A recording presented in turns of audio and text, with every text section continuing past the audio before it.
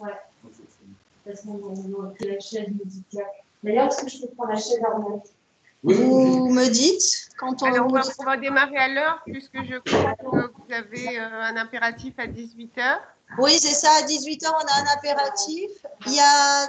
Attends, je vais faire l'assistance technique sur Denis Soriano qui est à côté. D'accord. Qui arrive ou pas? Qui est connecté sur le nom de Véronique. Parce qu'on est sur le même bureau, du coup, tous les trois. Pas de problème, en tout cas pour nous. C'est pas très Covid-friendly, mais je vais le voir, j'arrive.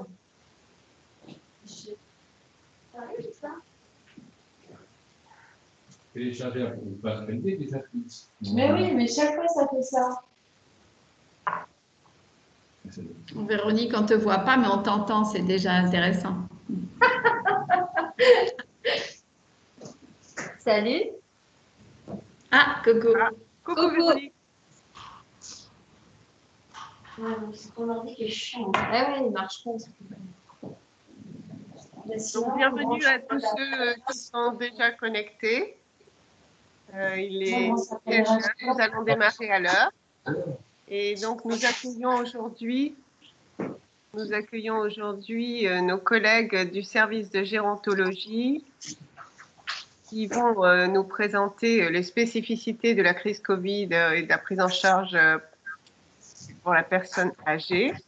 Et nous avons un invité qui animera la table ronde, qui est le docteur Soriano, qui est médecin coordonnateur d'EHPAD et qui va vous poser des questions sans doute et recueillir les questions du public. Donc, vous pouvez, pendant la présentation, donner vos questions par le chat. Le docteur Soriano va les enregistrer. Et puis, sinon, vous pourrez les poser en direct après, dans la deuxième partie de la réunion, c'est-à-dire à partir de 17 h 30, je pense.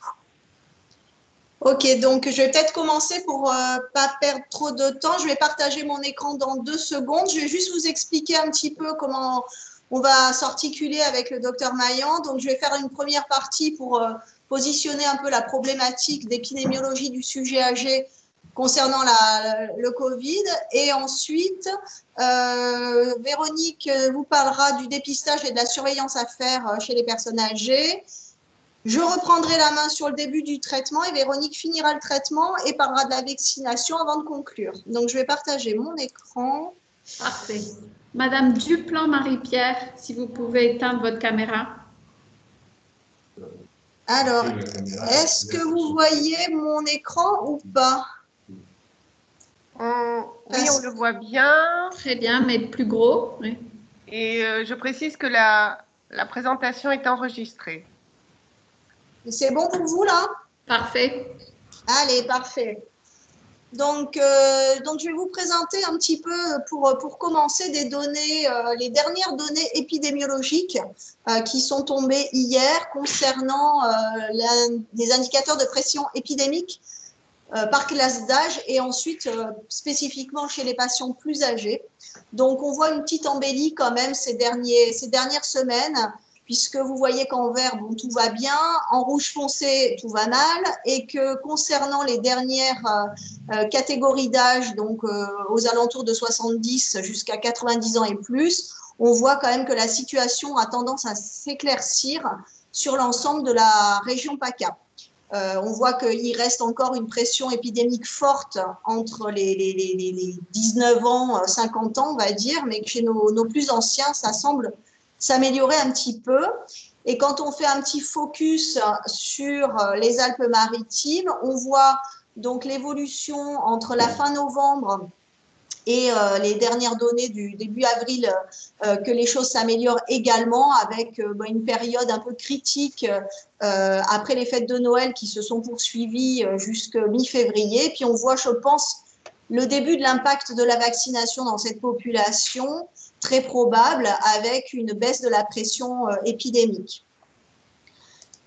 Quand on s'intéresse aux nouveaux cas de maladie Covid sur les établissements médico-sociaux, donc les EHPAD de la région PACA, et qu'on s'intéresse donc aux résidents en bleu et au personnel en vert, on s'aperçoit là aussi qu'il y a une forte diminution. Donc, quand on repart sur le début de l'abscisse, avril 2020, on s'aperçoit qu'il y a eu un pic qui nous a paru très important.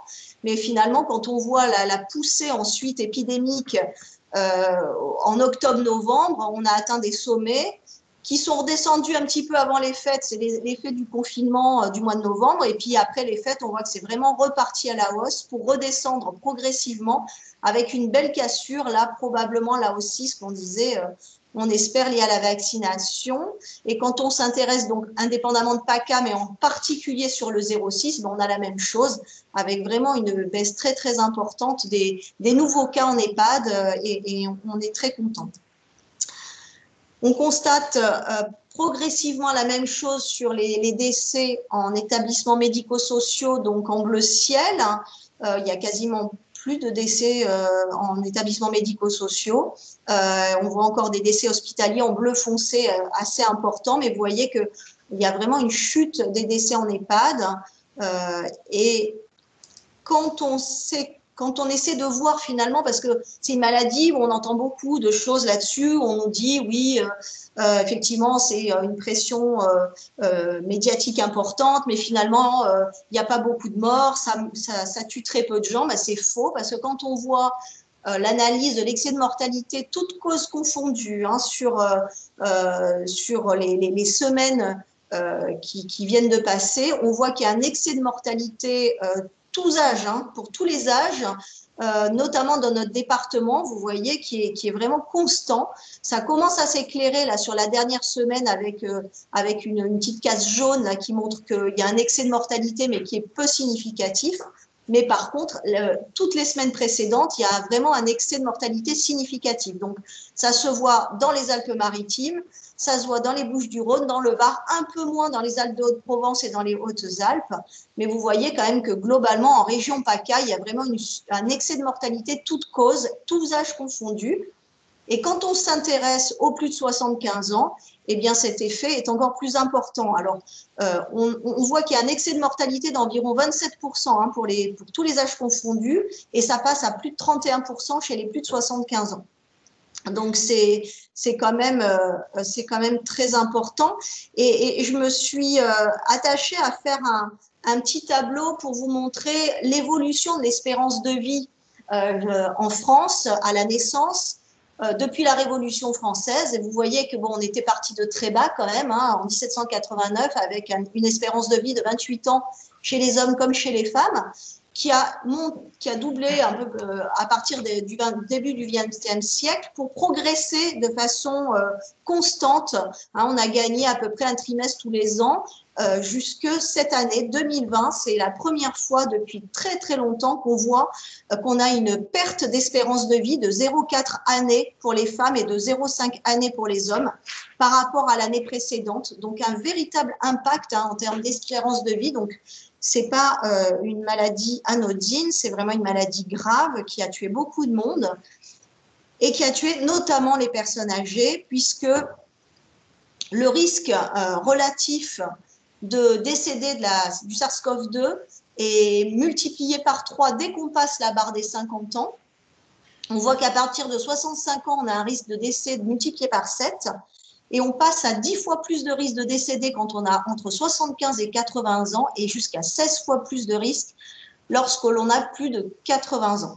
Donc vraiment, c'est une pathologie. On a beaucoup parlé des comorbidités. C'est vrai que quand on a des pathologies cardiaques, de l'obésité, du diabète, on a un surrisque de mortalité. Mais l'âge, en tant que tel, et de façon totalement isolée, même sans comorbidité, est en lui-même un facteur de risque de décéder du Covid-19.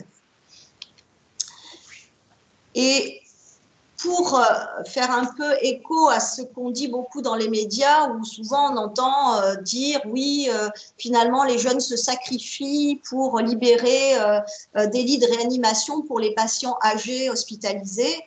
Eh bien, quand on regarde ce petit tableau, il faut voir que le taux d'hospitalisation des plus de 75 ans représente à peu près 46% de toutes les hospitalisations. Vous voyez que à partir de 45 ans, c'est 23%, 65 à 74 ans, 24%.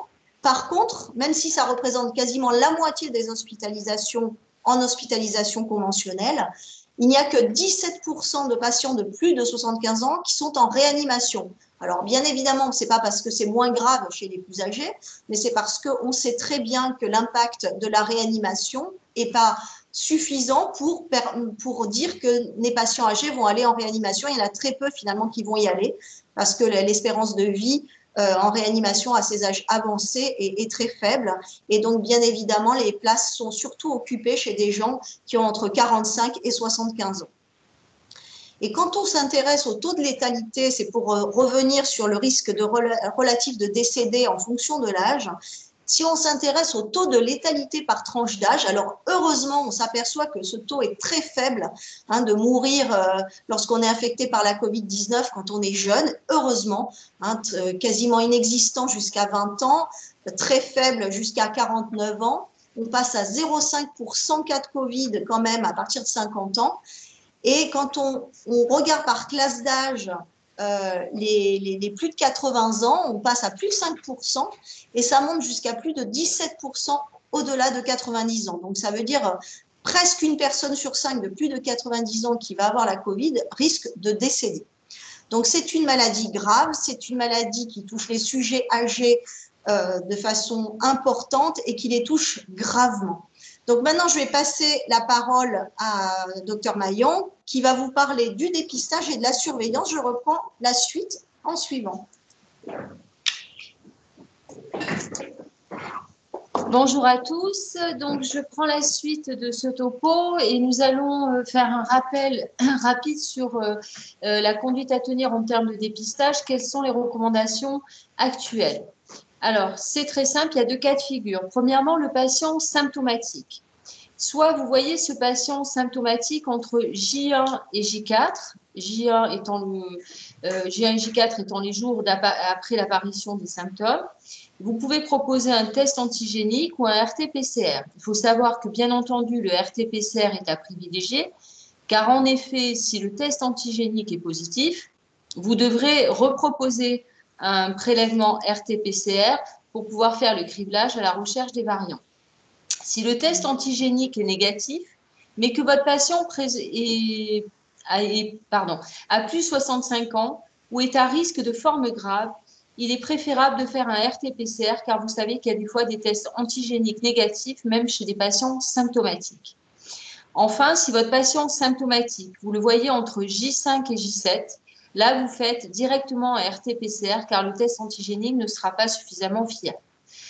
Si vous avez un patient qui est cas contact asymptomatique, même si le sujet est vacciné, et ça c'est d'autant plus important qu'on est très souvent sollicité pour ce type de questions en EHPAD, le sujet vacciné peut être tout à fait contaminé par la Covid quand même et être porteur, donc il faut absolument les dépister. Vous proposez un test antigénique ou un test RT-PCR immédiatement. Vous isolez votre sujet et vous faites un contrôle entre J5 et J7 par du RT-PCR ou un test antigénique. Si jamais il s'agit d'un contact dans un même foyer, c'est-à-dire que la personne, vous n'avez pas pu la mettre en isolement et que la personne continue à vivre et la personne positive, la RT-PCR de contrôle doit se faire à J17. Pourquoi J17? Eh bien, parce que la personne positive doit être isolée, les contagieuses isolées pendant 10 jours et vous devez contrôler donc 7 jours après le J10 qui revient à un J17. En effet, quand on a un RT-PCR positif, l'isolement au jour d'aujourd'hui, vous le savez, a été porté à 10 jours, étant donné le variant anglais qui est majoritaire sur notre territoire et qui, étant plus contagieux, nécessite un isolement plus prolongé que les 7 jours initiaux de l'épidémie. Maintenant, on va faire un petit focus sur la surveillance d'un patient PCR positif. Si votre patient est âgé de plus de 65 ans, c'est un patient qui a un facteur de risque de présenter une forme grave. Cette forme grave ne va pas forcément se déclarer dès les premiers jours, mais on peut avoir des signes de gravité, une décompensation notamment respiratoire, un syndrome de détresse respiratoire qui apparaît entre J6 et J12. Donc, il faut absolument surveiller ces patients comme le lait sur le feu jusqu'à au moins J12. Que comprend cette surveillance? Premièrement, un examen clinique, bien entendu, initial, indispensable. et la prise de constantes qui vont être la fréquence respiratoire, une mesure de la saturation, la prise de température et la pression artérielle. Ces mesures doivent être faites 3 fois par 24 heures. L'examen clinique complet, nous l'avons dit précédemment. Et enfin, mesurer l'IMC, puisque l'IMC, vous savez, un IMC élevé supérieur à 30 est un facteur en soi de gravité. Donc, bien entendu, ça va faire un cumul de facteurs de gravité, une personne encore plus à risque si l'IMC est élevé. Quels sont les signes de gravité à rechercher? Les signes de gravité sont une fréquence cardiaque inférieure à 60 ou supérieure à 100, une pression artérielle systolique inférieure à 100 ou l'existence de marbrures, l'existence, bien entendu, de troubles de la conscience, une fréquence respiratoire inférieure à 12 ou supérieure à 20 et une saturation inférieure à 94% ou 92% si votre patient est BPCO. Et enfin, une température supérieure à 40 degrés. Pour faire cette surveillance, à domicile ou en EHPAD, on ne va pas se positionner à l'hôpital parce que cette surveillance, de fait, à l'hôpital est faite 3 fois par 24 heures. Pour cela, les médecins doivent être attentifs à mettre en place soit l'infirmière, soit l'HAD, que ce soit à domicile ou en EHPAD, pour vraiment assurer cette surveillance rigoureusement. Là, il m'a semblé utile de vous mettre ces dernières recommandations faites par l'HAS, qui sont récentes puisqu'elle a été mise en ligne le 13 avril 2021. Et c'est important parce que l'HAS reprécise bien que pour tout patient qui a un diagnostic positif de Covid-19, qui a des symptômes respiratoires ou qui est âgé depuis 65 ans, donc on est complètement dans notre sujet, doit absolument avoir un examen clinique initial par un médecin, donc ça c'est important. Et ensuite, donc, on va déterminer les signes de gravité. Et ce qui est très important, c'est de mettre en place une surveillance, vous voyez, renforcée par un oxymètre de pouls. Car en effet, on en a parlé, on en parle depuis plus d'1 an, la Covid-19 se caractérise par la survenue d'une hypoxémie silencieuse. Et c'est pour ça que souvent, les patients arrivent à l'hôpital avec des désaturations très importantes, car en fait, ça fait plusieurs jours qu'ils désaturent à domicile sans en ressentir un inconfort. Donc, il faut être très vigilant et cette surveillance par l'oxymètre de pouls doit se mettre dès le diagnostic de PCR positif, même si votre patient âgé depuis 65 ans n'a pas de symptômes respiratoires. Donc, il faut faire la prescription d'oxymètre de pouls pour que les gens puissent en procurer un, bien entendu. Mettre en place une infirmière si le patient n'est pas capable ou ne se sent pas de faire une autosurveillance. Elle doit avoir lieu donc au moins 3 fois par 24 heures.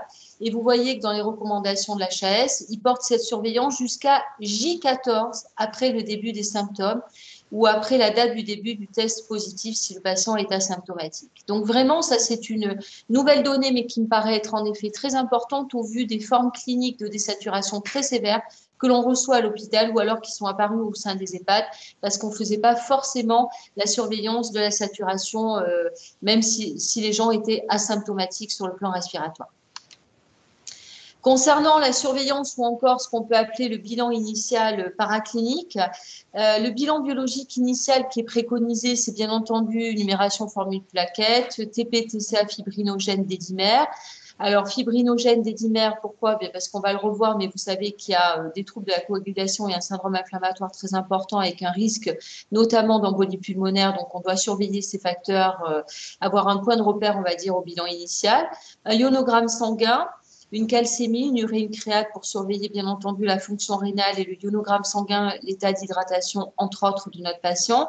Un bilan hépatique complet qui est très fréquemment perturbé.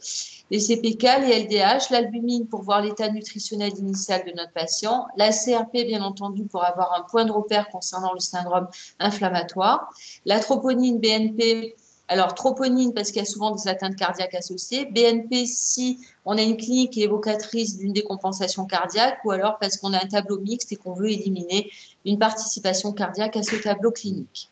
Concernant le reste des examens cliniques qui figurent sur cette diapositive, l'électrocardiogramme, on ne va pas le faire systématiquement si la personne est suivie à domicile ou en EHPAD. En revanche, à l'hôpital, en général, ce sont les formes plus graves qui sont prises en charge, donc on le fait systématiquement. Concernant le scanner thoracique, il y a des indications très précises, notamment l'oxygénoréquérence qui va nous amener à prescrire un scanner thoracique, même si les gens sont à domicile ou en EHPAD, avec éventuellement réalisation d'un angioscanner, surtout si vous suspectez cliniquement une embolie pulmonaire. Et enfin, les gaz du sang seront là aussi réalisés si on a un doute sur une saturation, car en effet, parfois, on a du mal à avoir des saturations très fiables. Donc, dans certaines situations, on peut être amené à faire des gaz du sang. Il nous a semblé utile avec le docteur Béréder de vous mettre cet organigramme qu'on a réactualisé en fait au début de la deuxième vague. On en avait réalisé un en collaboration avec le SAMU 06 lors de l'apparition de l'infection par la Covid. Et en fait, cet organigramme a été une aide pour nous et pour les EHPAD, on l'espère, pour essayer de guider au mieux pour quand faire appel aux structures hospitalières, quand faire appel à la hotline gériatrique, pardon, excusez-moi, ou encore au 15. En fait, les critères étaient premièrement, bien entendu, d'évaluer les signes de gravité qu'on a vus précédemment. S'il y avait des signes de gravité, pour essayer de savoir si notre patient devait rester en EHPAD ou pas, il fallait qu'on recherche s'il y avait des comorbidités significatives, notamment des dénutritions, l'existence d'une dénutrition sévère, une perte d'autonomie avec un GIR inférieur ou égal à 3, l'existence d'autres pathologies sévères évoluées comme néoplasie évolutive avec plus ou moins des métastases, une insuffisance respiratoire, rénale, cardiaque ou hépatique terminale ou avancée, une pathologie psychiatrique très sévère ou encore des troubles neurocognitifs sévères. Pourquoi est-ce qu'on faisait balancer dans cet arbre décisionnel, pourquoi est-ce qu'on a mis en avant ces comorbidités significatives? Eh bien, parce que ça nous aidait pour prendre notre décision de est-ce qu'on maintenait ou pas le patient en EHPAD. Pas parce qu'on ne voulait pas lui délivrer des soins, mais tout simplement parce que ces patients n'auraient pas été éligibles de toutes les façons aux soins critiques ou à la réanimation. En revanche, bien entendu, pour ces patients, nous avons mis en œuvre, ainsi que les médecins traitants et les médecins coordonnateurs, l'ensemble des traitements symptomatiques que nous allons aborder ultérieurement. Mais en revanche, on incitait fortement les médecins traitants et les médecins coordonnateurs à appeler la hotline, hotline qui était en tout cas pour Nice tenue par le docteur Béréder et moi-même, où on essayait de prendre les meilleures décisions et de proposer des prises en charge qui soient au plus près et le plus adaptées à l'état de dépendance, l'état cognitif et l'état de santé du patient dont on faisait le cas avec le médecin coordonnateur. De la même façon, on pouvait aussi contacter les soins palliatifs et bien entendu l'HAD qui nous est d'une aide très précieuse dans cette tourmente. Maintenant, nous allons aborder les traitements et je repasse pour la première partie des traitements la parole au docteur Béréder. Comme ça, vous changez de tête un petit peu, ça fait un petit peu d'animation, on en change un peu. Voilà, donc je vais aborder les traitements pour revenir sur la fiche que Véronique vous a montrée tout à l'heure. Si vous voulez retrouver les fiches que nous faisons, que nous réactualisons régulièrement, vous pouvez les trouver sur le site de la Société régionale de gérontologie qui est l'IGAM, donc sur le site qui s'appelle IGAM 06, IGAM 06. Vous avez en fin de page d'accueil les fiches Covid actualisées, donc vous allez retrouver beaucoup de ce que l'on va vous dire aujourd'hui, mais qui peut être très utile si jamais vous avez oublié de noter quelque chose et si vous avez quelque chose en tête qui vous fait douter.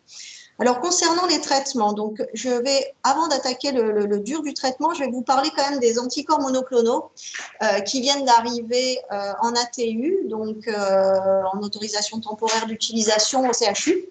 Alors, on a eu des anticorps monoclonaux jusqu'à présent uniques. Maintenant, on a une association d'anticorps.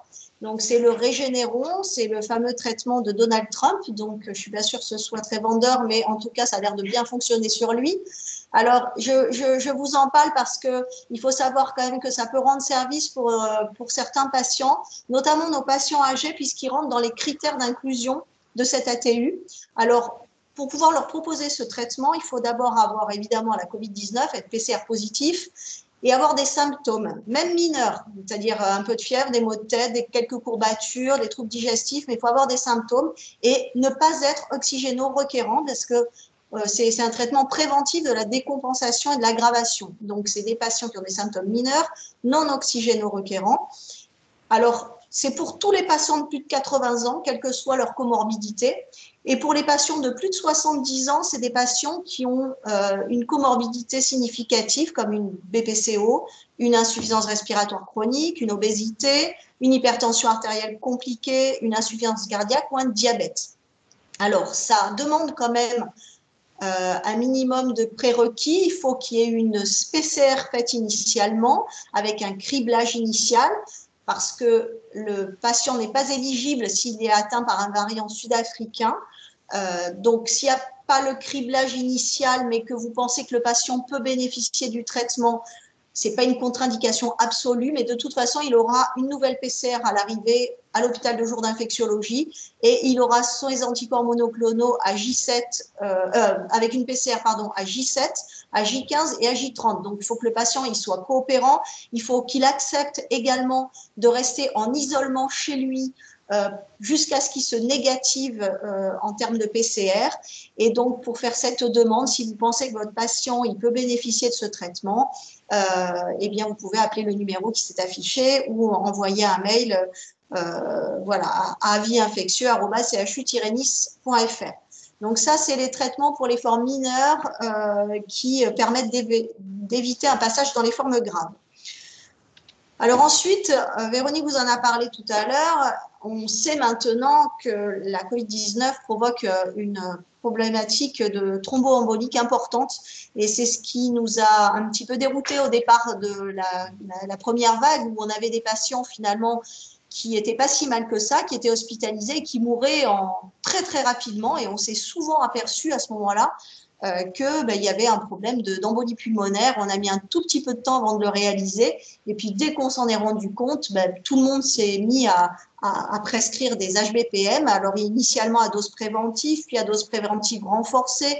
Les choses ont évolué au cours de l'évolution de l'épidémie.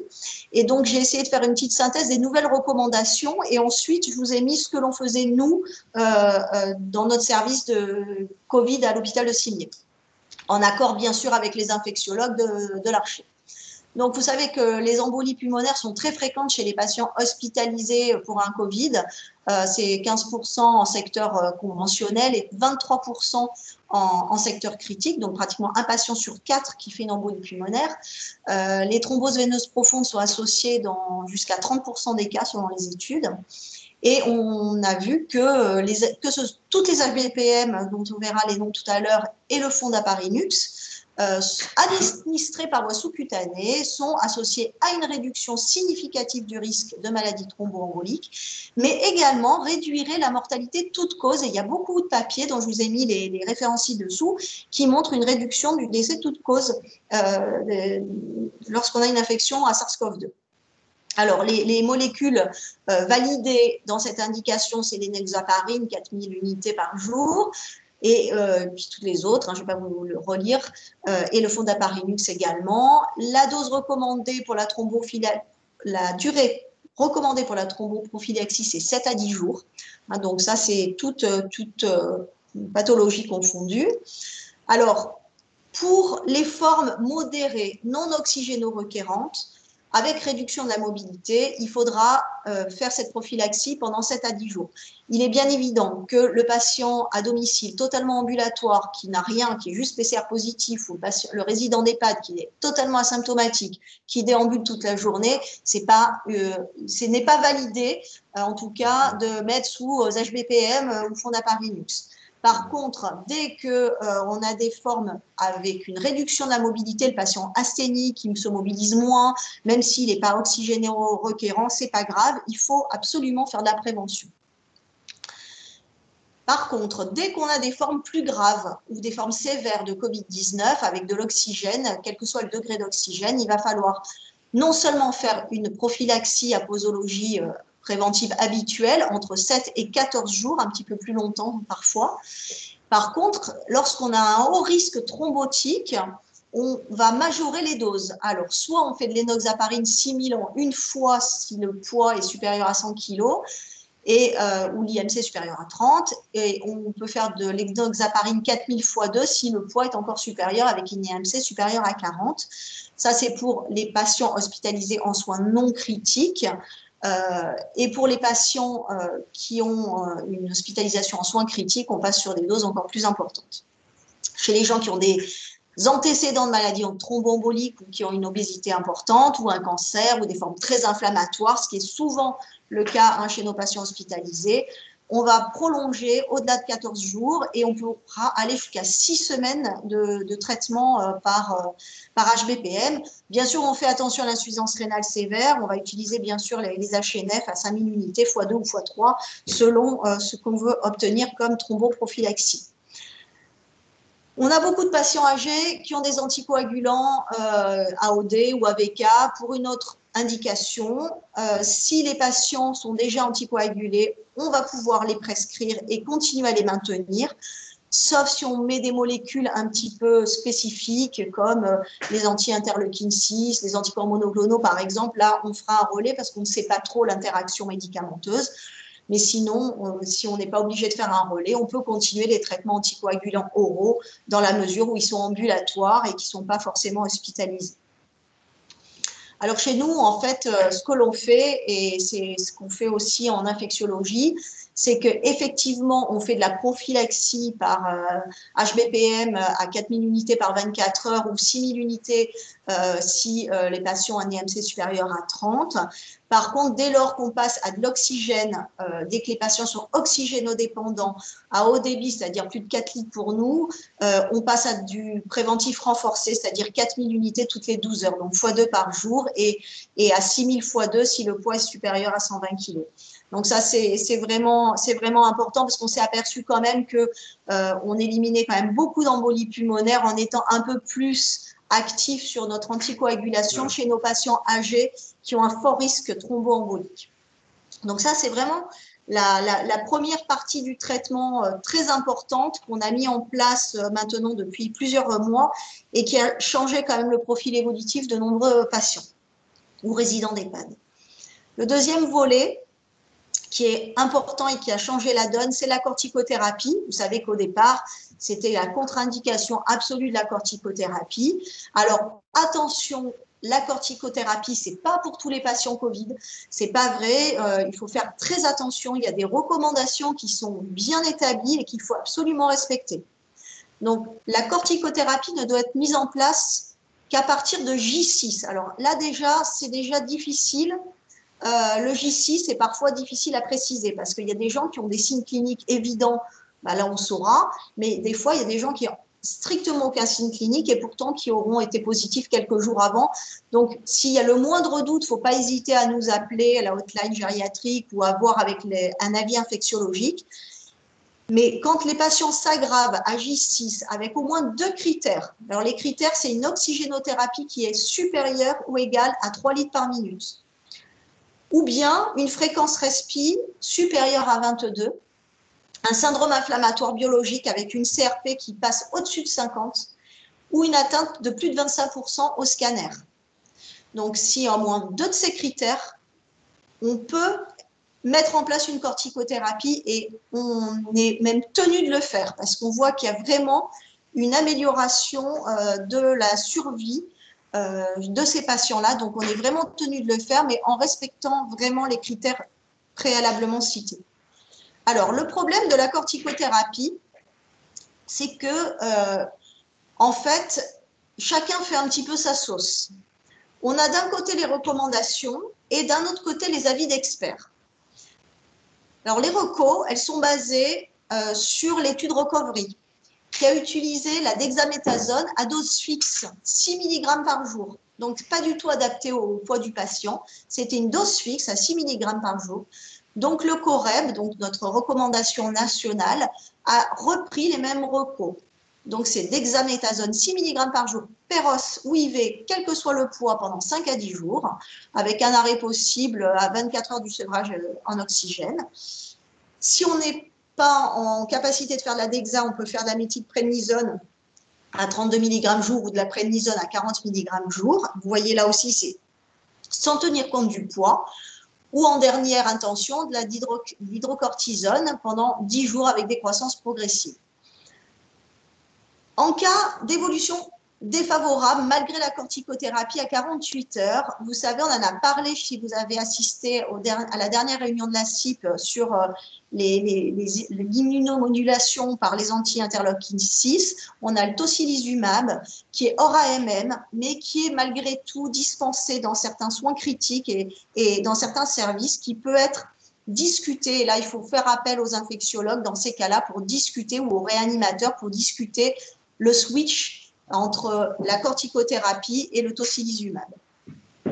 Alors en pratique, c'est vrai que nous, on est un peu embêtés avec ces doses fixes de 6 mg jour, parce que franchement, entre un patient de 50 ans, obèse, 130 kg, et une petite dame qui fait 35 kg ou 40 kg en EHPAD, je trouve que c'est quand même totalement bizarre de mettre la même chose.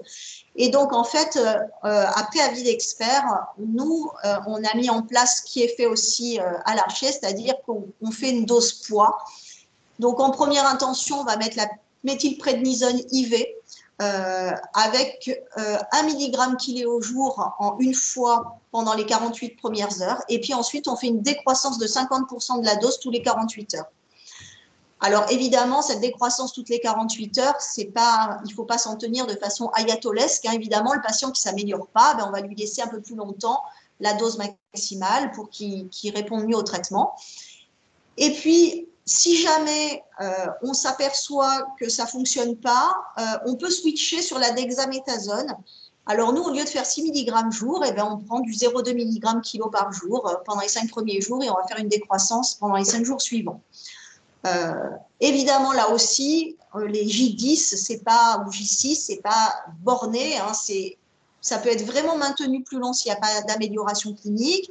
Quand on en discute avec les infectios, eux, dans ces cas-là, ils refont un scanner éventuellement, et s'ils voient une pneumopathie, une pneumonie organisée Covid, ils maintiennent la corticothérapie sur des durées beaucoup plus longues.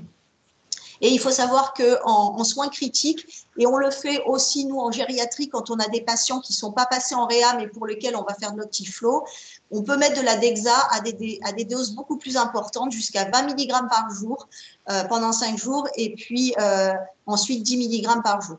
Donc voilà, la corticothérapie, il n'y a pas véritablement, à part la reco du COREB qui se repose sur le recovery, il n'y a pas eu d'autres publications pour l'instant vraiment qui ont permis d'établir des recommandations nationales très fixes et très fiables. Donc voilà, nous on fait ce qui nous paraît le mieux pour nos patients, et on a des résultats qui nous paraissent relativement satisfaisants pour le poursuivre. Autre traitement qui est discuté, c'est l'antibiothérapie. Alors, vous savez que, moi, je vous passe les détails sur l'hydroxychloroquine, azithromycine de la première vague. Je crois que maintenant, tout le monde a compris que c'était pas validé, qu'il n'y avait pas d'antibiothérapie systématique, il n'y a aucun intérêt. Par contre, il faut savoir le mettre à bon escient quand c'est nécessaire, quand il y a des arguments cliniques habituels, un patient qui a des signes de surinfection, que les besoins en oxygène passent au-dessus de 6 litres, là, je pense que quand même, il faut le mettre. Ou quand il y a des arguments bio inquiétants, comme un syndrome inflammatoire important avec une CRP au-dessus de 100, des locaux qui montent. Une corticothérapie à haute dose avec un risque de surinfection, on ne va pas jouer aux apprentis sorciers. Et à ce moment-là, la première intention, c'est l'augmentin. Et selon, on pourra mettre des C3G, soit ceftriaxone IV ou sous-cut, soit cefepime IV, ce qui est un peu plus compliqué en EHPAD, puisque c'est 2 grammes 3 fois. Et puis, au moindre doute, on prend un avis infectieux. Ça, ce sont les recommandations du COREB, et je pense que on est vraiment, il faut être très très prudent quand même sur l'antibiothérapie. Il faut ne pas les mettre de façon pareille très doctrinaire, mais il faut ne pas les faire profiter aux patients d'une antibiothérapie quand il faut les mettre. Donc, pour la suite, je vais repasser la parole à Véronique qui va vous parler de l'oxygénothérapie et des autres thérapeutiques avant de conclure sur la vaccination. C'est bien, on vous fait une petite animation pour pas que vous endormiez en fin de journée. Alors maintenant, on va aborder des thérapeutiques comme l'oxygénothérapie. Donc, l'indication de l'oxygénothérapie, c'est quand il y a une SpO2 inférieure à 94% ou alors 90% pour les patients BPC ou insuffisance respiratoire chronique. Le débit va être adapté, bien sûr, au maintien d'une saturation cible comprise entre 92 et 96, donc 94% en moyenne, entre 88 et 92% si votre patient est BPCO.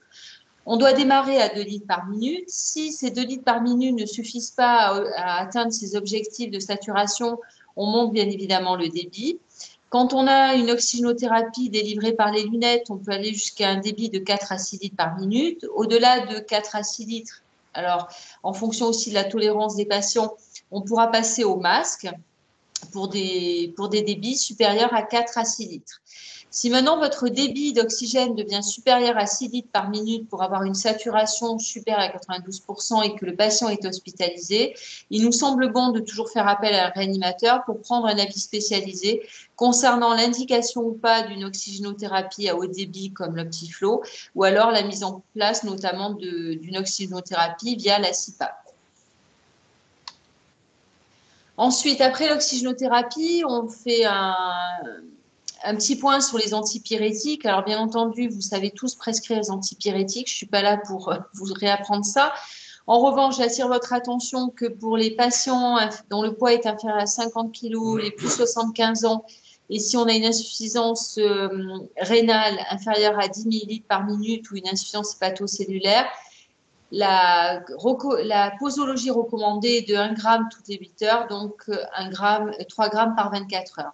Ce qui est important sur cette diapositive, c'est que vous savez que depuis le 16 octobre 2020, il y a un nouveau décret qui permet d'avoir le paracétamol injectable disponible en médecine de ville, uniquement dans l'indication de la prise en charge de la fièvre et de la douleur des patients infectés par le SARS-CoV-2. Ce paracétamol injectable à domicile peut être prescrit par tout médecin généraliste et la dispensation est réalisée en rétrocession par les pharmaciens des pharmacies à usage intérieur. Donc ça, c'est important parce que c'est quand même très efficace sur la prise en charge de l'hyperthermie qui parfois est très invalidante chez ces patients. Alors, ensuite, une fois qu'on a parlé de l'hyperthermie, il est indispensable de parler de l'hydratation chez ces patients. Ça peut paraître être un petit peu non indispensable, mais il ne faut pas s'y méprendre. On a eu beaucoup de cas de déshydratation très sévères chez des patients qui avaient d'ailleurs passé le cap de l'infection Covid en aigu, mais qui se retrouvaient déshydratés à J16 ou J18 de leur Covid pour la bonne et simple raison qu'étant donné qu'ils avaient diminué leurs apports hydriques parce qu'ils étaient très acéniques, parfois il y a des signes digestifs qui ont majoré la déshydratation et également la fièvre qui a contribué à cette déshydratation. Donc il faut être très vigilant à l'hydratation de ces patients dès le départ et pas hésiter à mettre en place des perfusions sous-cutanées au début si vous avez des apports inférieurs à 1 litre par 24 heures et si vous avez une natrémie qui est normale ou légèrement élevée. La voie sous-cutanée, on préconise donc 1 litre à passer la nuit en sous-cutané. Alors pourquoi la nuit? C'est pour éviter donc que le patient soit gêné dans la journée par la pose de cette hydratation sous-cutanée.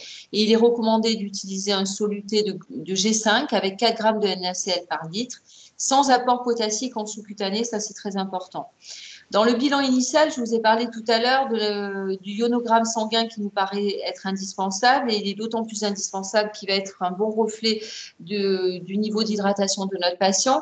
Et il faudra faire une surveillance de ce ionogramme sanguin, ne pas hésiter à le faire d'une façon rapprochée en fonction de l'état clinique du patient pour pouvoir justement poser l'indication de notre perfusion sous-cutanée, mais également ne pas hésiter à passer en intraveineux. Et alors, il est vrai que normalement, il est écrit dans la littérature que l'intraveineuse, l'indication, c'est quand il y a une natrémie supérieure à 150. Nous, dans la pratique, on se rend compte aussi que quand la natrémie est à 150, c'est parfois très difficile de faire passer le cap après. Donc, moi, j'ai tendance à dire que quand on voit que la natrémie est sur une pente ascendante, ça ne sert à rien de persévérer avec la sous-cutanée et qu'il ne faut pas hésiter à mettre en place une voie intraveineuse. Bien entendu, ça nécessite l'intervention de l'HAD dans la plupart des cas si c'est à domicile ou en EHPAD, mais il faut pas en priver nos patients car ça me paraît être un facteur pronostic essentiel dans cette pathologie. Ensuite, la vitamine D. Il y a eu un engouement pour la vitamine D dès le départ. On a tous prescrit notre vitamine D en se disant que ça pouvait être fort utile pour nos patients. Les données sont encore très controversées concernant le réel bénéfice de ce traitement pendant la phase aiguë du Covid. En revanche, étant donné qu'il n'y a pas d'effet indésirable à prescrire la vitamine D, le rapport bénéfice-risque est quand même favorable à la prescription de cette vitamine D, même s'il n'a pas été montré de bénéfice de la prescription de la vitamine D sur l'évolution de la COVID-19. Donc, on recommande une dose de charge de 100 000 unités chez un sujet non obèse, parce que pour le sujet obèse, on passera à 200 000 unités lors du diagnostic et on renouvelle cette dose de charge à J7. Il est important, en tant que gériatre, on a voulu aborder avec Dr Béréder d'autres aspects par rapport à la prévention d'autres syndromes gériatriques. Le sujet âgé, malheureusement, dès qu'il est confronté à une agression aiguë, quelle qu'elle soit, dont fait partie à part entière l'infection par la Covid, peut présenter une cascade d'événements et de syndromes gériatriques qui peut être très délétère pour lui, pour son autonomie et pour son avenir. La dénutrition, là aussi, c'est un point qui nous tient toujours à cœur, mais dans ce contexte d'hypercatabolisme et d'infection, il est important, dès que le diagnostic tombe, de prescrire 2 compléments nutritionnels par jour d'une façon systématique, car on sait qu'il va y avoir des besoins augmentés. Donc, ça ne sert à rien de laisser s'installer une dénutrition chez notre patient, ce d'autant que malheureusement, on a souvent un état de dénutrition parfois antérieur, donc on risque de majorer cet état de dénutrition par cette situation d'hypercatabolisme. Donc, il faut prescrire d'emblée 2 compléments nutritionnels par jour. Concernant la perte d'autonomie, vous le savez tous, il faut dès que possible mettre le patient au fauteuil. C'est indispensable, même si le temps du fauteuil était adapté, bien entendu, au degré d'asthénie du patient et à son état général. Mais le mettre, même qu'une demi-heure par jour, le matin, pour le moment des repas, ça paraît être indispensable. Faire une mobilisation quotidienne active ou passive, ça c'est aussi important, et notamment dans la prévention des événements thromboemboliques, ça en fait partie. Reprise de la marche et réhabilitation à l'effort dès que possible, dès que son état de santé le permet, et bien entendu la kinésithérapie locomotrice. La prévention des troubles ventilatoires, ça passe par une kinésithérapie respiratoire, par des exercices de mobilisation diaphragmatique pour lutter contre le collapsus alvéolaire, et c'est indispensable. Enfin, les complications de décubitus, bien entendu, mis à part la mobilisation qu'on aura réalisée au préalable, il faut penser au matelas anti-escarre si notre patient est alité, qu'on ne peut que très peu le mobiliser ou lui faire des changements de position. Et enfin, le suivi psychologique, la prise en charge psychologique est indispensable dans ce contexte. Vous savez que cette pathologie est très anxiogène de par les troubles respiratoires qui sont très fréquents. De plus, il y associe un isolement qui est très difficile à vivre pour les patients et pour les familles. Donc, le suivi psychologique est indispensable à mettre en place dès l'annonce du diagnostic pour les patients dont vous évaluez la nécessité. Enfin, en termes de thérapeutique, on va dire, ça peut être thérapeutique entre guillemets. On ne peut pas faire un cours sur la prise en charge du Covid chez le sujet âgé sans vous parler de la vaccination. C'est notre seule arme efficace au jour d'aujourd'hui. Cette première diapositive vous montre la couverture vaccinale à la fois en région PACA et à la fois par département avec donc ici le 0,6. Vous voyez qu'en PACA, pour les 75 ans et plus, on a une couverture vaccinale de 62% pour la première dose et de 35% pour la deuxième dose. Et quand on fait un focus sur le 0,6, on se rend compte qu'on est à 67% des premières doses et 41% pour les deuxièmes doses, ce qui est à peu près semblable par rapport aux autres départements de la région PACA, avec donc un département qui est un petit peu meilleur, le 0,5. Maintenant, si on se penche sur la couverture vaccinale des résidents en EHPAD et USLD, et là, je pense que le Dr Suriano pourra faire une petite aparté ensuite, après la fin de cette intervention, on remarque que contrairement à ce qu'on pressentait, les retours qu'on avait, on n'est pas très bon dans le 0,6, puisqu'en fait, on n'a que 72% de patients qui ont eu une première dose dans les EHPAD dans le 0,6, 55 de doses, alors que certains départements comme le 84 ou le 13 affichent un 100% pour les premières doses chez les patients en EHPAD.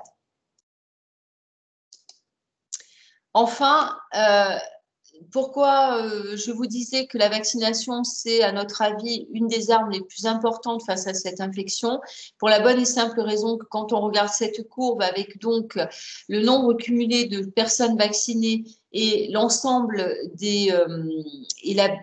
l'ensemble de 3 autres indicateurs que sont les hospitalisations conventionnelles, les décès et l'incidence du virus. On se rend compte qu'il y a une baisse significative de ces 3 indicateurs épidémiques avec moins 17% d'hospitalisation conventionnelle, moins 31% de décès et une incidence qui a diminué de 19%.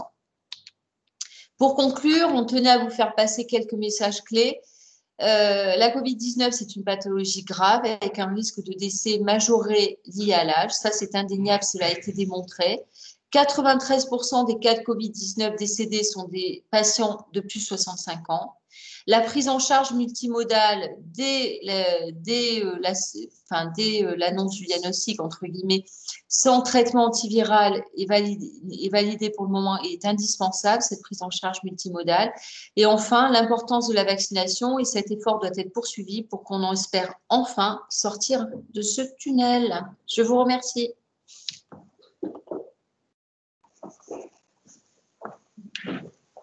Merci beaucoup Isabelle.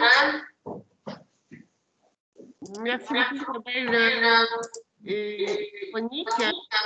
Isabelle, tu peux prendre la parole. Ah non. J'ai enlevé le diaporama. Ok. Donc le docteur Soriano qui est présent avec vous, je crois. Oui, absolument. Je suis avec vous depuis on a un effet Larsen épouvantable.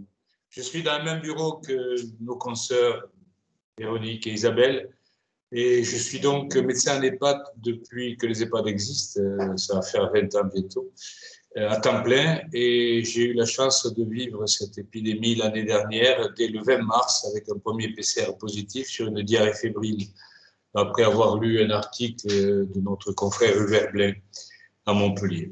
Dans cette EHPAD qui comporte 73 lits, nous avons eu la surprise de découvrir, après ce premier PCR qui s'est produit, donc je vous l'ai dit, le 22 mars 2020, la surprise d'avoir 39 PCR positifs sur 73 résidents et 18 salariés positifs sur 35 salariés. Je dois ici remercier nos amis qui viennent d'intervenir parce qu'elles ont été d'un très grand secours. C'était le tout début de la crise épidémique et je dois dire que grâce à leurs conseils, nous avons appliqué tout de suite la prévention par anticoagulants et malheureusement, nous avons déploré 7 décès, dont 3 brutaux qui se sont produits très certainement à cause d'embolie pulmonaire. 3 personnes hospitalisées qui sont aussi décédées toutes les 3, donc 7 décès sur 39 résidents, c'était beaucoup, mais je dirais qu'on a limité les dégâts. Chez les salariés, nous avons eu une seule personne hospitalisée, et moi j'ai été affecté dès le 1er avril, et j'ai été hospitalisé à l'initiative de nos 2 consoeurs qui sont intervenus tout à l'heure, qui m'ont dit « tu es vieux, tu as plus de 65 ans, et donc nous ne te lâcherons pas si tu ne fais pas les examens nécessaires et complémentaires ». Ça a été une crise terrible. Je dois dire que je m'occupe de 2 EHPAD, et les 2 EHPAD ont été presque également frappés, avec à peu près les mêmes réactions. Nous avons totalement échappé à la deuxième vague du mois de octobre-novembre. Et dès le 10 janvier de cette année, nous avons eu la chance d'être largement secondés par les ARS en disposant autant que de besoin du vaccin Pfizer, BioNTech, Comirnaty. Et à ce jour, déjà mi-février, nous avions vacciné avec la deuxième dose pratiquement 96% des résidents. Et aujourd'hui, ça a été un petit peu plus long pour les salariés et les professionnels intervenant en EHPAD, jusqu'à la coiffeuse qu'on a même vaccinée. Ça a été un petit peu plus long, mais à ce jour, 15 avril, on a plus de 85% de tous les intervenants en EHPAD qui ont été vaccinés. Et nous avons accès au vaccin autant que de besoin. Je dois dire que ceci est extrêmement positif. Tout à l'heure, il a été dit qu'on pouvait être vacciné, mais qu'il fallait toujours respecter les gestes barrières. Et je vais vous donner 2 exemples vécus. Tout début mars, nous avons une infirmière intérimaire qui a été testée positive le lendemain de son intervention dans l'EHPAD. Et nous avons convenu avec l'ARS bien de tester tous les résidents. auprès desquels était intervenu, mais finalement tous les EHPAD a été testé et testé tous les salariés, même ceux de la contre-équipe. Ce qui nous a permis de découvrir 4, ça c'était début mars, je vous dis, 4 salariés positifs, enfin 2 stagiaires, élèves infirmières et 2 aides-soignants qui avaient été déjà affectés par la Covid l'année dernière et qui n'avaient pas souhaité se faire vacciner. Aucune n'ont été symptomatiques. Elles ont été isolées, bien entendu, 10 jours. Personne n'a eu de symptômes. Et nous avons trouvé une résidente qui avait eu sa première dose en janvier, sa deuxième dose en février, qui était positive au variant anglais, mais qui n'a eu aucun symptôme clinique, qui était visitée régulièrement par son mari qui lui est à l'extérieur, probablement la source de l'infection. Elle n'a eu aucun symptôme ni clinique ni biologique. Nous l'avons isolée pendant 10 jours et elle est allée très bien. La deuxième personne est un monsieur qui devait être opéré d'un mélanome cutané. Ce monsieur a eu la Covid en avril, monsieur de 96 ans, en assez bon état général. Il avait été victime de la Covid le 6 avril 2020. Il a eu sa première dose de vaccination autour du 15 janvier, la deuxième dose vers le 15 février, parce que la DGS nous a demandé de vacciner par 2 doses, même les personnes qui avaient été Covid positifs. Après 3 mois, il a été affecté. Donc, de vacciner tout le monde par 2 doses, considérant qu'en EHPAD, ils sont immunodéprimés, ce que nous avons fait. Et ce monsieur donc, est allé en consultation dermatologique, puis pré-anesthésique. Et 3 jours avant son intervention, qui devait se faire au centre hospitalier, le PCR que j'ai réalisé s'est révélé positif. Le criblage a montré que c'était un variant anglais. Ce monsieur donc était isolé, ça c'était il y a 8 jours à peine, il est toujours d'ailleurs isolé, enfin 10 jours maintenant. Et il est allé très bien, sans absolument aucun symptôme. On peut là aussi, je pense, remercier la vaccination parce qu'il est probable que si nous ne l'avions pas vacciné au prétexte qu'il avait eu la Covid, il se serait moins bien défendu contre les variantes anglais. Voilà des exemples concrets vécus tous les jours dans cette période difficile. La principale difficulté auquel on a dû faire face, et encore aujourd'hui, c'est l'isolement de la personne âgée, la distanciation pour les repas qui ne sont plus pris en commun, la diminution des animations, parce que rien, et puis les accompagnements de fin de vie, puisqu'on peut mourir d'autres choses. Vous savez, en France, il y a plus de 150 000 morts par an en EHPAD. Donc, la visioconférence, les échanges téléphoniques ou par tablette ne remplaceront jamais un contact interhumain, en particulier dans ces moments difficiles de la fin de la vie. Et ça, c'est une difficulté forte pour nos résidents, d'abord, pour leur famille ensuite, et parfois même pour la psychologie de nos équipes soignantes qui se débrouillent plutôt pas mal. Même si certains de nos confrères de la Société française de gériatrie se posent la question, faut-il en finir avec les EHPAD ? Voilà. Maintenant, je suis à votre disposition si vous avez des questions concernant les EHPAD. Encore une fois, un grand merci à nos équipes mobiles de gériatrie qui, dès le départ, ont été d'une efficacité, d'une disponibilité hors du commun. Merci beaucoup, Dr Soriano, pour ce retour d'expérience. Je ne sais pas si dans le public il y a des questions. Vous pouvez maintenant prendre la parole directement après avoir le format. Oui, mais moi, j'avais juste une question. Vous nous entendez? J'ai juste une question pour démarrer. Est-ce que la vaccination à domicile pour les personnes âgées qui ne peuvent pas se déplacer a été mise en place sur notre région? Je vais afficher la conversation. Avez-vous connaissance de clusters à les EHPAD plus de 15 jours après la vaccination depuis 95% des résidents? Quid des visites des familles dans les chambres des résidents? Alors, je vais peut-être répondre à la question qui a été posée à l'oral. Vas-y. Et où elle est la question à l'oral? Il faut que tu coupes le micro. Donc, en fait, c'est Véronique, Isabelle qui m'ont entendu? Oui, oui, j'ai entendu. Le problème, c'est que comme on est dans le même bureau, si je mets mon haut-parleur, enfin, il y a un effet Larsen, du coup, c'est un peu compliqué. Ok. Voilà. Donc, oui, j'ai entendu la question. Est-ce qu'il y a des équipes mobiles qui se déplacent pour vacciner? C'est ça, à domicile? Oui. Oui. Alors, c'était prévu, mais a priori, ils n'ont pas réussi à les mettre en place. Par contre, ce qu'il y a, c'est qu'il y a des prises en charge par ambulance pour venir se faire vacciner sur les centres de vaccination. Après, nous, équipe mobile, on a une part intra et extra-hospitalière. Si vraiment on a cas de difficulté, on peut inscrire éventuellement ponctuellement des patients sur notre file active de vaccination et aller les vacciner. C'est ce qu'on fait déjà dans les services, dans certains services, quand les patients n'ont pas été vaccinés ou qui sont en attente de deuxième dose et qu'on sait qu'ils doivent avoir leur vaccin avant qu'ils partent. On les inscrit comme s'ils étaient vaccinés chez nous, on les inscrit dans CIVAC et on va les vacciner.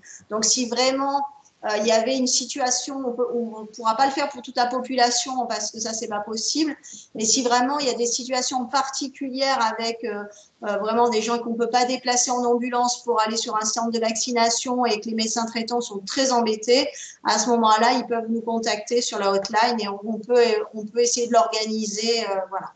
Ceci dit, au jour d'aujourd'hui, l'AstraZeneca a l'AMM pour les sujets âgés et l'AstraZeneca peut être réalisé par les médecins traitants et les infirmières à domicile. Ouais.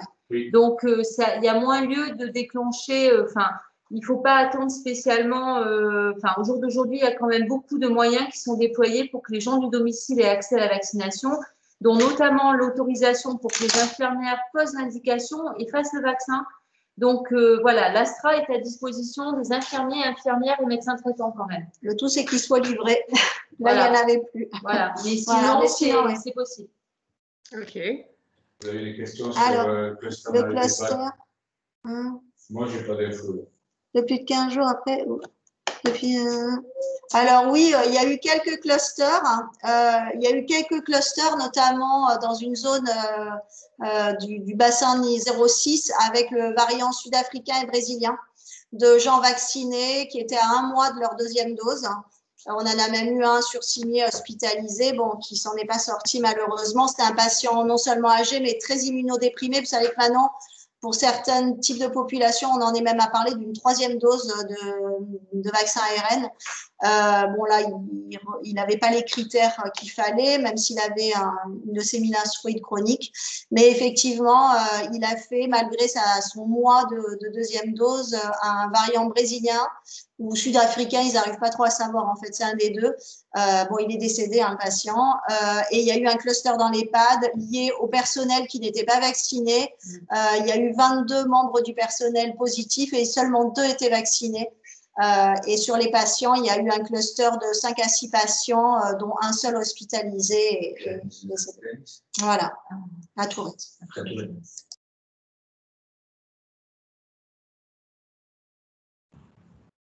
Moi, Sylvia, j'ai une question sur les anticorps monoclonaux. Vous les avez déployés. Est-ce que les médecins coordonnateurs qui sont là en ligne pensent qu'ils ont vraiment l'usage et voilà, est-ce qu'ils savent comment s'en servir?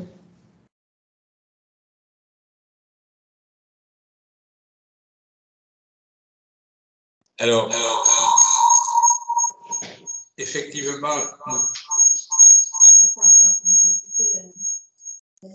nous avons à disposition, théoriquement, en tout cas, l'information est passée, ces anticorps monoclonaux. À titre personnel, je n'en ai pas d'exemple, puisque, comme je vous l'ai dit, nous avons la chance de n'avoir, sur les 150 lits dont je m'occupe, aucun cas de Covid. Mais je pense qu'on devrait renforcer, peut-être même à travers notre société savante de gériatrie, on devrait renforcer cette information de mise à disposition dans les conditions que tout à l'heure Isabelle a rappelées, hein, c'est-à-dire pour des formes non graves, non oxygénodépendantes, on pourrait très bien imaginer pouvoir utiliser ces anticorps monoclonaux. Je voudrais revenir un instant aussi sur ce que nous a dit Véronique sur la nécessité de l'hydratation. Nous sommes un peu, à mon sens, trop pusillanimes en EHPAD pour utiliser les voies veineuses et en particulier en termes de réhydratation. Nous avons des équipes infirmières qui sont compétentes, nous avons des cadres de santé, nous avons des aides-soignants à la rescousse. Donc, je ne vois pas pourquoi nous sommes encore aussi, en tout cas dans mon expérience, hein, aussi frileux pour utiliser les voies veineuses, alors que c'est extrêmement confortable. La seule réserve que j'émettrais, c'est les résidents qui sont affectés de troubles neurocognitifs à des stades sévères avec une absence de discernement. On trouve les mêmes difficultés quand il s'agit d'utiliser l'oxygénothérapie avec la lunette et encore plus avec le masque. Ce sont des gens qui ne sont pas du tout compliants, qui s'enlèvent très volontiers le masque et les lunettes, donc ça devient compliqué. Là, la voie veineuse est aussi une voie difficile à utiliser, parce qu'elle s'expose à tout simplement à ce que le sujet se dépique et la voie veineuse n'a plus d'intérêt. Voilà. Merci. Et concernant les gestes barrières, puisque je vois qu'il n'y a pas d'autres questions. Juste pour revenir sur les anticorps, Sylvia, j'ai fait le point là avec les infections. Ils ont 2 à 3 patients par jour qui viennent. Donc, je pense que ce n'est pas encore très bien répertorié. C'est vrai que jusqu'à présent, on avait des monothérapies qui risquaient de sélectionner des variants. Donc, je pense que ça a refroidi un peu tout le monde. Et puis, c'est vrai que maintenant, bon, c'est très compliqué en fait hein, de le faire dans les 5 jours, de faire la PCR, d'avoir le résultat. Une fois qu'on a le résultat, d'être sûr que ça ne dépasse pas les 5 jours. C'est franchement très contraignant. Puis se taper toutes les PCR à toutes les semaines, ça refroidit pas mal de monde. Voilà. Et je crois qu'en effet, en EHPAD, ils ont tellement vécu les dépistages systématiques qu'ils ont répété depuis plus d'1 an, avec un nombre de PCR incroyable pour ces pauvres résidents. Je ne pense pas que l'acceptation de ce traitement se fasse, étant donné la répétition des PCR. J'atteste ce qui vient d'être dit au mois de début mars, quand on a eu une infirmière qui a été donc testée positive avec un PCR, alors qu'elle a été vaccinée depuis à peine 1 semaine, une infirmière intérimaire. Quand je me suis présenté dans les chambres des résidents pour refaire un PCR, alors qu'ils étaient tous vaccinés depuis le mois de février, ça a été une levée de bouclier formidable. Et ça a été très compliqué parce qu'il y en a assez, plus clairement. Au mois de mars, avril, mai, juin, on a été fous. On a été un nombre de PCA, c'est colossal. On ne savait pas trop où aller. Je dois dire qu'après, j'ai l'ARS, en particulier le docteur Tararbi, avec qui je dialogue chaque fois que nous avons des cas suspects ou avérés, a accepté l'ordre il y a 8 jours, quand le monsieur qui est revenu de sa consultation a été testé positif avant de repartir en opération dermatologique, il a accepté, je ne dirais pas que j'ai négocié, mais on a accepté de ne pas retester tous les résidents, prétexte qu'on avait un résident qui était positif, et tout se passe très bien. Voilà, je dois dire.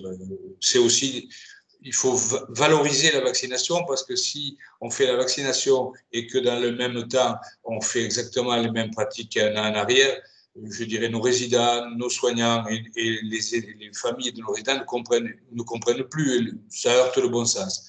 Donc, je crois qu'on va devenir de plus en plus raisonnable. Merci de ce bon sens. Et concernant les mesures barrières, est-ce que entre avant et maintenant, vous avez tout à disposition et justement pour bien faire la différence entre avant la vaccination, après la vaccination, mais comme il a été dit, la transmission, on n'est pas sûr de 0. Bien sûr. Alors, les mesures barrières, quand nous avons été au plus fort de l'épidémie statistique, nous avons réintroduit systématiquement les FFP2 chez tous les participants, équipes soignantes, équipe hôtelière, équipe de secrétariat. Nous proposions aux familles visiteuses. Ça, on a arrêté, ça a duré 1 mois à peu près. Puis nous avions du stock de toute façon, nous sommes bien fournis en matériel. Solutions hydroalcooliques, lavage des mains. Donc, la vaccination n'a rien changé à l'utilisation de gestes barrières. Nous avons, par exemple, la fréquentation de la salle à manger. Ils sont à 2 mètres les uns des autres, c'est-à-dire qu'ils vont manger en salle à manger 1 jour sur 2, puisque géographiquement, on n'a pas la place de... Et puis, le fait de faire 2 services, on avait essayé, c'est pas jouable parce que les gens descendent, même si c'est pas leur tour. On a essayé pendant plusieurs semaines de faire 2 services, mais ce n'était pas fonctionnel. Les gens attendaient devant la salle à manger, donc il n'y avait plus de distance sociale. Donc on s'est adapté, je trouve que ça passe plutôt pas trop mal. Voilà. Et moi, vous savez, je m'occupe de soins palliatifs depuis presque 20 ans bientôt, et je suis très tolérant sur la fréquentation surveillée des familles en chambre. Pas à 6, hein, mais 1 ou 2 personnes qui vont voir leur parent qui est dans un lit qui ne peut plus bouger. Moi, ça ne me dérange pas, j'assume cette responsabilité parfaitement.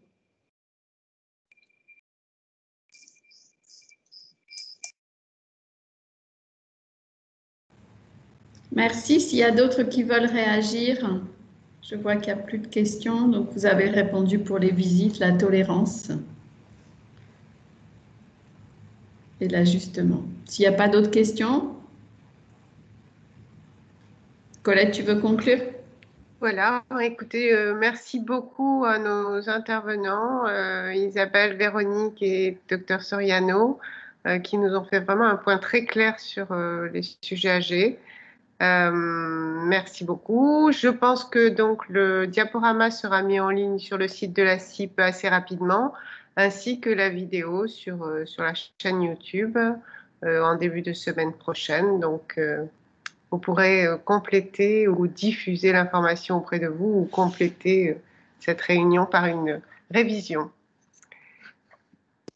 Donc, Merci à tous de nous avoir écoutés. La prochaine réunion, donc prochaine formation aura lieu le jeudi 6 mai avec des médecins du service d'hygiène qui nous parleront d'épidémiologie et de l'évolution en particulier de la prévention et des mesures barrières avec la vaccination.